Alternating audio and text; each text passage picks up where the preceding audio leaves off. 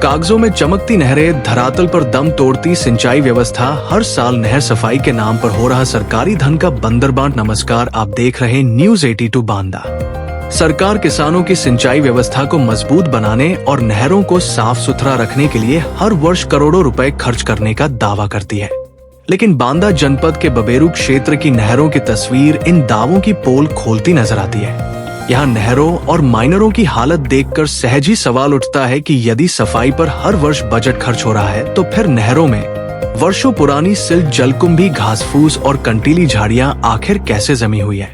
किसानों का आरोप है कि नहरों की सफाई केवल सरकारी अभिलेखों तक सीमित रह गई है। धरातल पर सफाई के नाम पर न तो कोई प्रभावी कार्य दिखाई देता है और न ही किसानों को उसका लाभ मिल रहा है। इससे ये आशंका गहराती है कि कहीं फर्जी प्रगति रिपोर्ट भेजकर शासन को गुमराह तो नहीं किया जा रहा और सरकारी धन का दुरुपयोग तो नहीं हो रहा। बबेरू क्षेत्र की मुख्य नहर और उससे जुड़ी कई माइनरों की स्थिति बेहद खराब बताई जा रही है।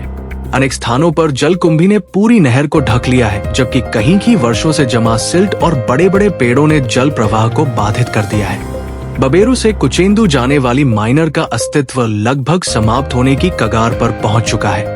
कई स्थानों पर ये माइनर नहर कम और नाले जैसी अधिक दिखाई देती है। सबसे गंभीर सवाल ये है कि बबेरू नहर कोठी परिसर में सिंचाई विभाग के अधिकारियों के सरकारी आवास बने हुए हैं, लेकिन स्थानीय लोगों के अनुसार जेई और एसडीओ नियमित रूप से वहां नहीं रहते। ऐसे में नहरों की निगरानी और रखरखाव कैसे हो रहा है, ये भी जांच का विषय बन गया है। यदि अधिकारी मौके पर ही मौजूद नहीं रहते तो वर्षों से जमी गाद और जलकुंभी पर उनकी नजर क्यों नहीं पड़ी। स्थानीय नागरिकों का आरोप है कि नहर सफाई के ठेके कथित रूप से चहेते लोगों को दिए जाते हैं और कार्य की वास्तविक गुणवत्ता की जांच नहीं होती। यदि इन आरोपों में सच्चाई है तो ये केवल प्रशासनिक लापरवाही नहीं, बल्कि सरकारी धन के दुरुपयोग का गंभीर मामला हो सकता है। हालांकि इन आरोपों की स्वतंत्र पुष्टि होना अभी बाकी है और इसकी निष्पक्ष जांच आवश्यक है।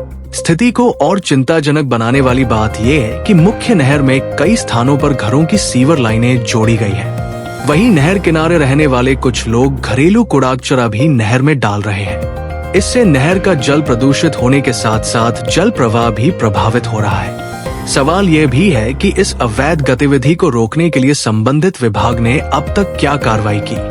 जब इस संबंध में केन कैनाल सिंचाई विभाग के एसडीओ विनय से बात की गई तो उन्होंने बताया कि वर्ष 2023 से कैनबेतवा परियोजना का कार्य शुरू होने के बाद नहरों की सफाई के लिए बजट प्राप्त नहीं हुआ है। यदि विभाग का ये दावा सही है तो फिर ये स्पष्ट किया जाना भी आवश्यक है कि जिन स्थानों पर सफाई के दावे किए गए वे किस आधार पर किए गए और पूर्व वर्षों में खर्च हुए बजट का वास्तविक परिणाम क्या रहा। बुजुर्ग बताते हैं कि करीब 1.5 दशक पहले बबेरू की मुख्य नहर का पानी इतना स्वच्छ रहता था कि लोग उसमें स्नान करते थे।